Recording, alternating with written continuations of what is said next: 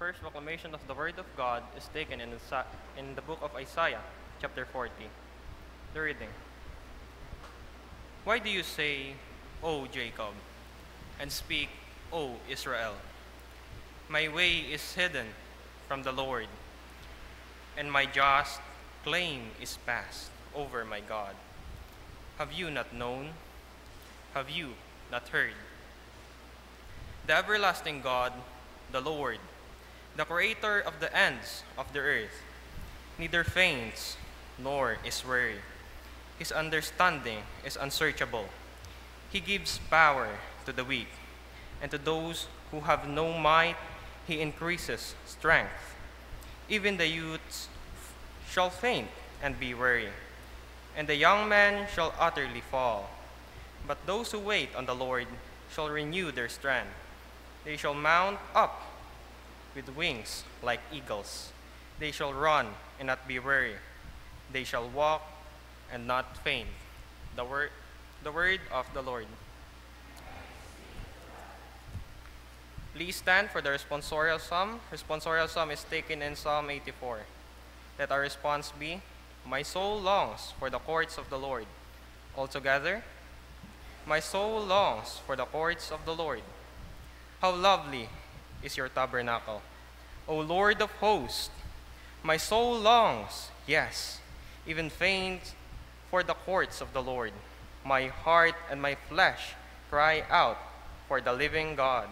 Response? Blessed are those who dwell in your house. They will still be praising you. Blessed is the man whose strength is in you, whose heart is set on the pilgrimage.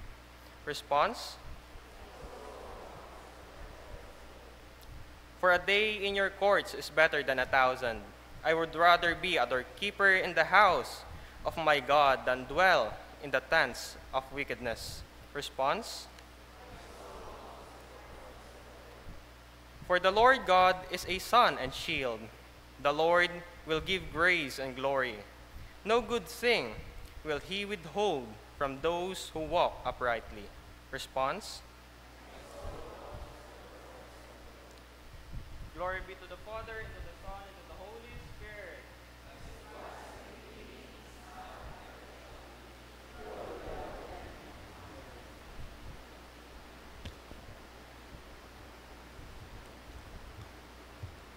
The Lord be with you.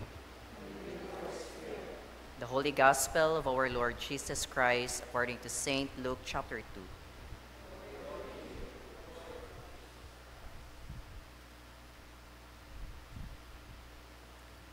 His parents went to Jerusalem every year at the feast of the Passover. And when he was 12 years old, they went up to Jerusalem according to the custom of the feast. When they had finished the days as they returned, the boy Jesus lingered behind in Jerusalem, and Joseph and his mother did not know it. But supposing him to have been in the company, they went a day's journey and sought him among their relatives and acquaintances. So when they did not find him, they returned to Jerusalem seeking him.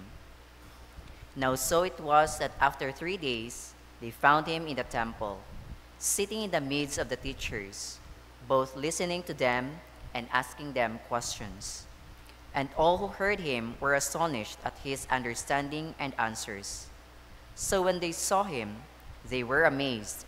And his mother said to him, Son, why have you done this to us? Look, your father and I have sought you anxiously. And he said to them, Why did you seek me? Did you not know that I must be about my father's business? But they did not understand the statement which he spoke to them. Then he went down with them and came to Nazareth, and was subject to them, but his mother kept all these things in her heart. And Jesus increased in wisdom and stature, and in favor with God and man. The Gospel of the Lord. Please be seated.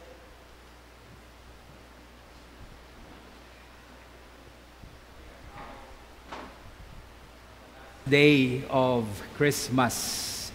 Supposedly bukas yung 12th day of Christmas na celebration, but tomorrow is also the Lord's Day.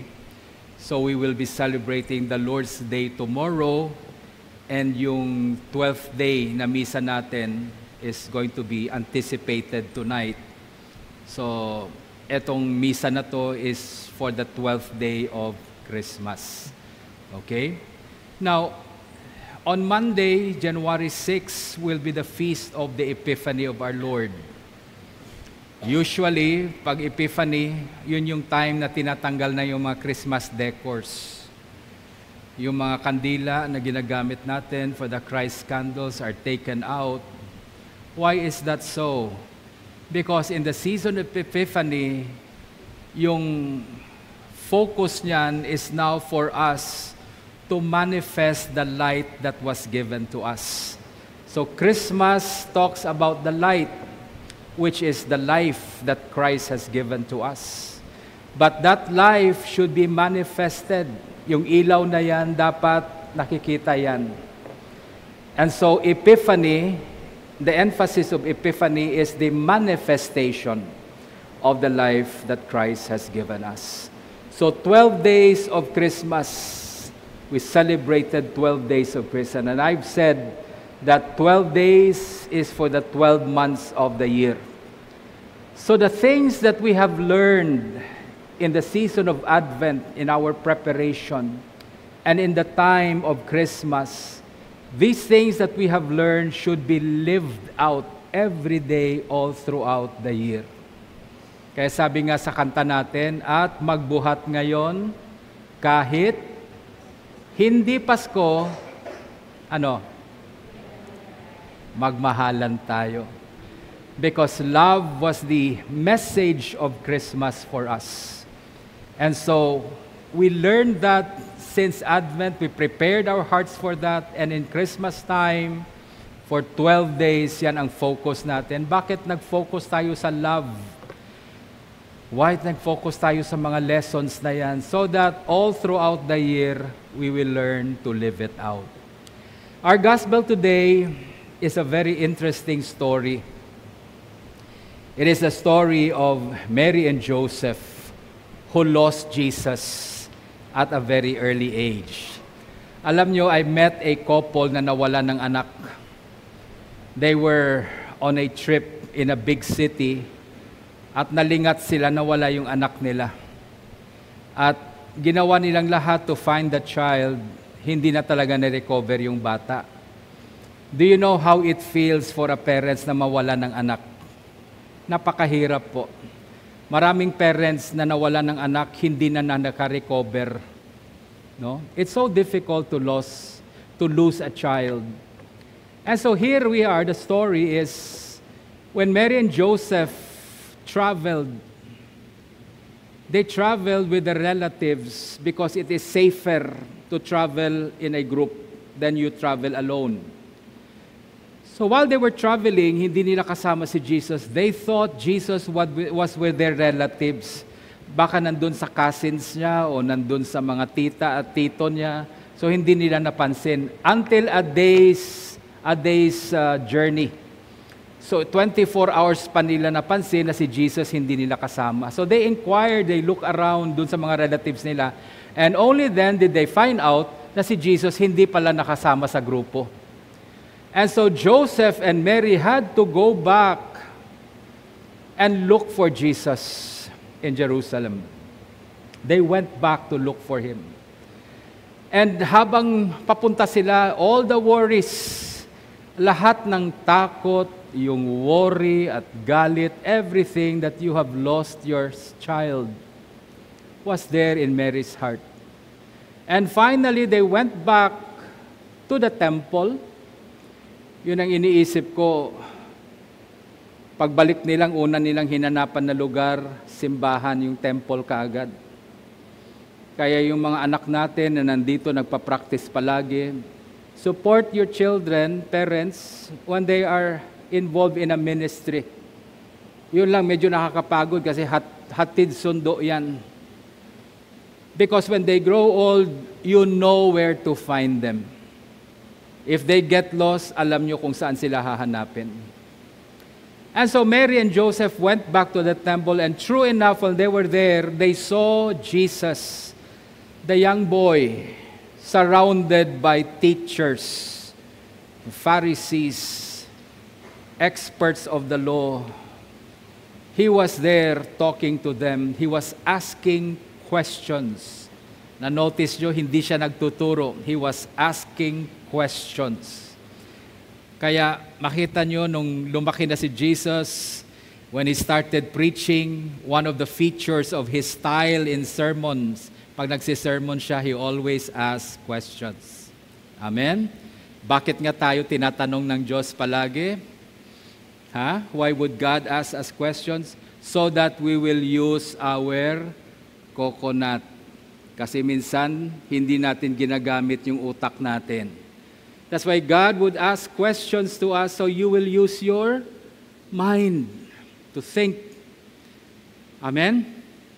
Sa mga students, ingatan yung pag-iisip ninyo, regalo ng Diyos yan sa inyo. Your mind, if you train it well, it can lead you to a successful life. Pag naturuan nyo yung mind ninyo. And so they were talking with Jesus, and they were astonished, they were so amazed, because Jesus had questions that probably the teachers of the law could not answer. Okay? Marami siyang tanong at hindi nila masasagot yon. Because sometimes we think we have all the answers to all the questions of life, pero may mga bagay tayo na hindi natin alam talaga. And so they were confronted, they were amazed at Jesus because of the questions He asked, and it got everyone to thinking, napaisip silang lahat. And while Jesus was conversing with them, dumating na yung parents niya. Mary and Joseph was there.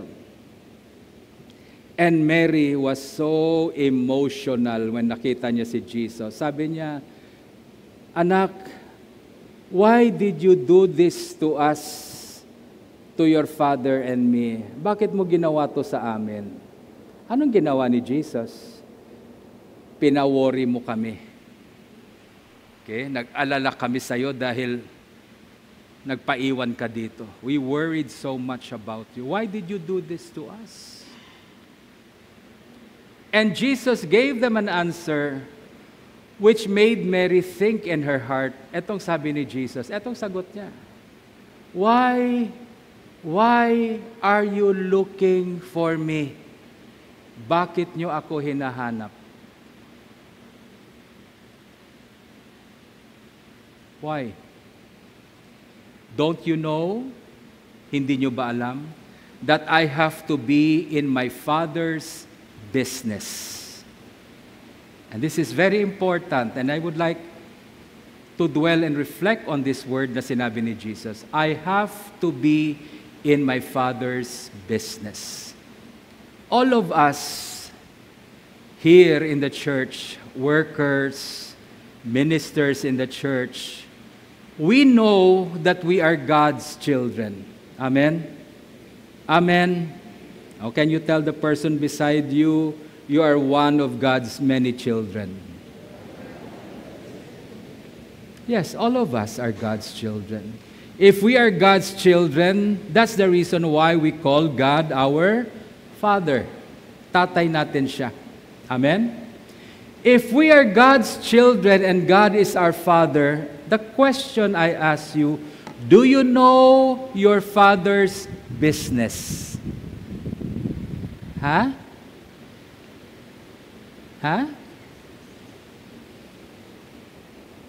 Tinanong yung isang bata.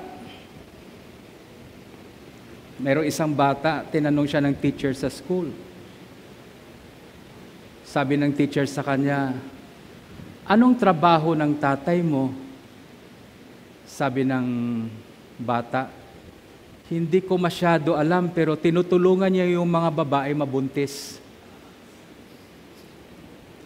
So nagulat yung teacher. Tinutulungan niya mga babae mabuntis. So tinawag ng teacher yung nanay, anong trabaho ng asawa mo? Sabi ng anak mo, tinutulungan daw ng asawa mo, buntis babae. Sabi niya, gynecologist siya.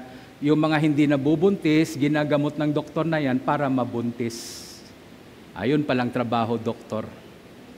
Okay? But this is a question we need to ask ourselves. Do you know your Father's business? Do you know what God's business is?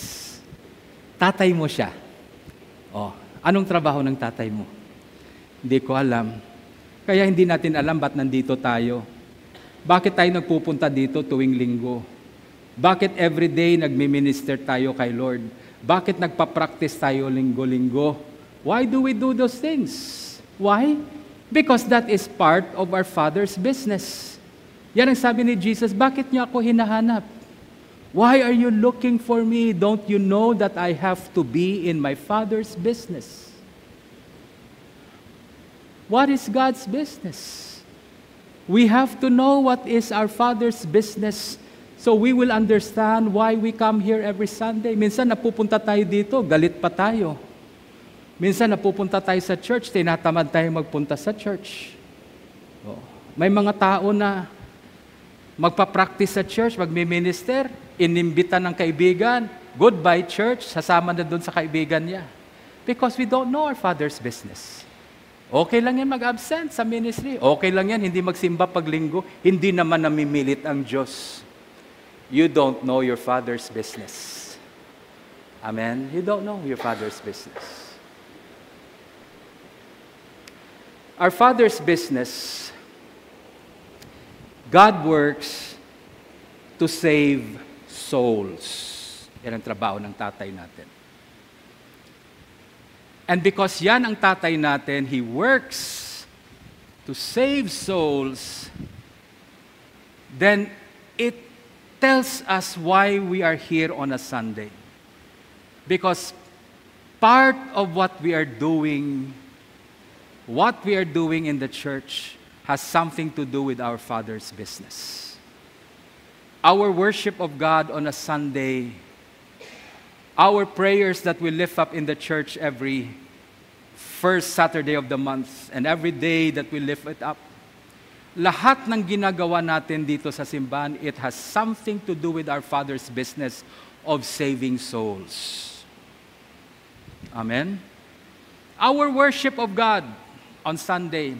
Do you know that when we worship God every Sunday, our worship becomes God's channel where He can bring healing to the world? Alam nyo ba yan? Alam nyo ba yan? Habang nagwi-worship tayo, yung worship na yan, the vertical aspect of our worship, our lifting up of our worship to God, that becomes God's channel of bringing down His healing to the world around us. Amen? Amen. God uses the worship of the church to fulfill His plans and purposes in the world today. Ganyan ka-importante yung worship. It's not a matter na hindi na ako magsimba muna kasi may pupuntahan ako, kasi may lakad kami ng barkada ko, and you sacrifices, you don't know your Father's business. It's very crucial that we participate in our Father's business. Yan ang sinabi ni Jesus kay Mary. Napatahimik tuloy yung nanay niya. Imbis na magalit pa, tumahimik na lang yung nanay niya. Sabi niya, I have to be in my Father's business. And this is what parents should always know. Family is important. Your family is important to God. But it should never, never take the place of God. Amen? Amen? Mahal kong mga anak ko. I love them with all my whole heart. But I will never be a hindrance. I will never be a hindrance to God's calling in their life. Pag dumating ang araw at kailangan sila ng Diyos, yes, magwo-worry ka. Mary was worried for Jesus kasi anak niya eh. But at that very moment when Jesus said, I have to be in my Father's business, Mary has to learn to release His Son to God. Ganon din sa mga magulang. Malaki ang pangarap nyo sa mga anak nyo. Meron kayong dreams para sa mga anak nyo. Your children are very important to you, but learn to release them to God, because God has a higher calling in their life as well. Amen? Kaya meron isang nanay, nagpa-pray sa akin. Sabi niya, Father, i-pray mo naman ang anak ko. Sabi ko, bakit? Kasi gusto magpare. O sabi ko, maganda yun. Kulang ang pare ngayon sa Pilipinas. Sabi niya, i-pray mo naman, Father, wag na sana ituloy magpare. Bakit? Sabi ng nanay, gwapo kasi. Sayang naman. Bakit ba kami pangit ba? Diba? Sayang yung anak ko, magpapari lang. Pwede naman sana mag-artista yan, gwapo kasi. You know? Minsan tayo mga magulang, tayong hindrance. We become the hindrance of God's calling in the life of our children. Dalhin mo yung anak mo dito, magmi-minister, magpa-practice sila. Sabado man ay pahuway pa ako. Sabado man lang akong day off. So hindi na ihatid yung bata. That child will never grow up in the ministry. At pag lumaki na yung bata na yan, pipilitin mo magsimba. Papaluin mo pa para magsimba lang. Bakit hindi sanay magsimbang bata? Why? Because you did not train and support the child in God's calling in his life. Do you understand what I'm saying? We have to learn to release no matter how much we love our family. At mahalin talaga natin yung pamilya natin, pero huwag niyong ipalit yung pamilya niyo sa Diyos. God should be number one. And as parents, we should learn to release our children to God's calling in their life as well. Amen.